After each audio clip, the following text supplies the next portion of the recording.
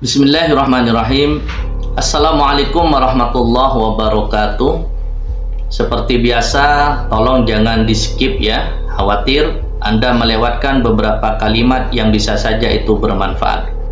Kali ini saya ada permintaan untuk membuat konten cara ruqyah mengusir setan. Sebenarnya seperti konten-konten saya yang sebelumnya itu sudah saya jelaskan bagaimana cara meruqyah untuk mengusir gangguan jin. Jadi yang belum menonton bisa kalian tonton di channel saya, dan agar Anda tidak ketinggalan maka ikuti channel ini supaya Anda terus terupdate informasi-informasi seputar dunia ruqyah syariah. Setan ini sebenarnya ada dari bangsa jin dan manusia.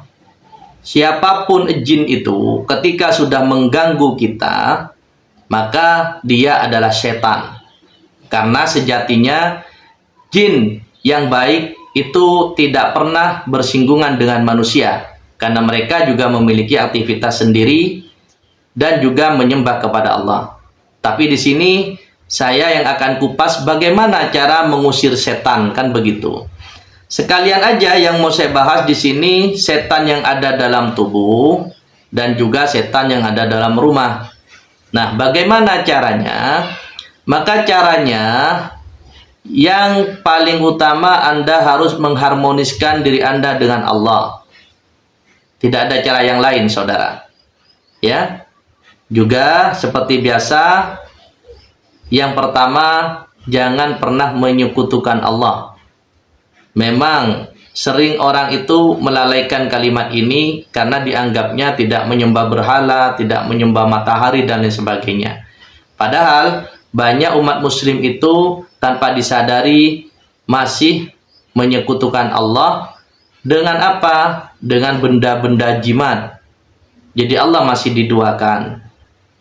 Nah, ini yang harus diperhatikan teman-teman ya. Jaga betul akidah kita, jauhi hal-hal yang merusak akidah kita atau mencemari akidah kita. Seperti jimat ya, hari-hari percaya hari-hari buruk, hari-hari baik, jauhi itu saudaraku.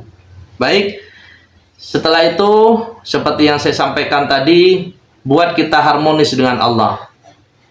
Jadi kembali kepada Allah ya. Karena apa? Karena setan itu hadir ke kita ketika kita itu jauh dengan Allah. Itu otomatis saudaraku.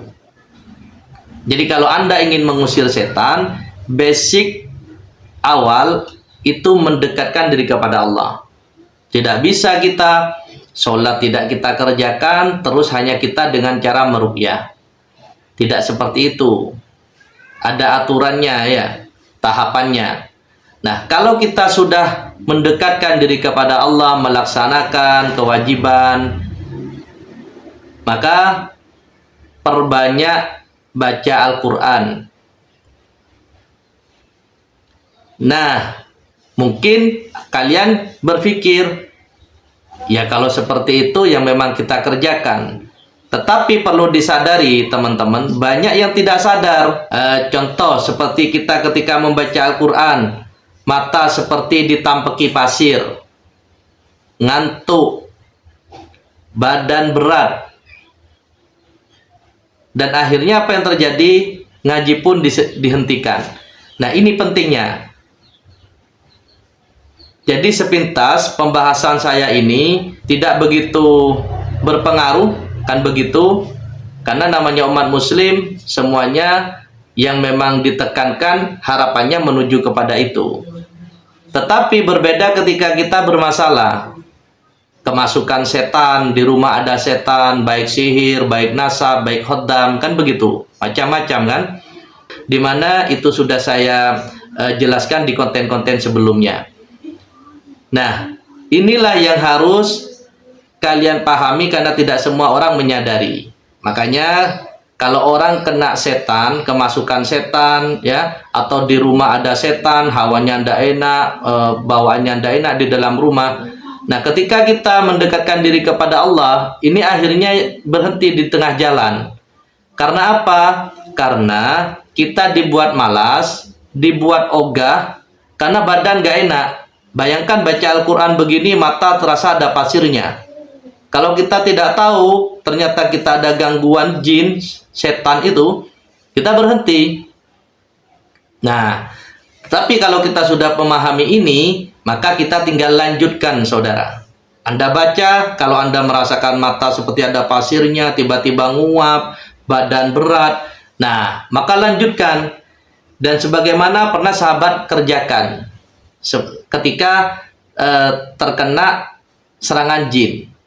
Beliau membangun komunikasi dengan Allah seperti itu, akhirnya mereka kan kepanasan. Di dalam tubuh Anda itu kan mereka kepanasan ketika Anda membaca Al-Quran, dinyaringkan, dengarkan bacaannya, ya. Kita membaca sendiri, kita mendengarkan sendiri.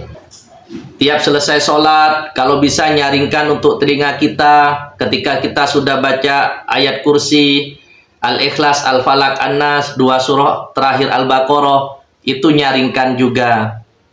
Nah, ketika kita merasa tubuh kita tidak enak, kita sudah protek. Oh, ternyata sepertinya ada setan di tubuh kita. Kebanyakan itu pundak panas, ya, berat, ngantuk, mata seperti ada pasirnya, pusing. Nah, ketika Anda mengalami itu, maka bacalah itu tiap hari sampai keluhan seperti itu hilang, saudara. Semoga bermanfaat. Mohon maaf. Assalamualaikum warahmatullahi wabarakatuh.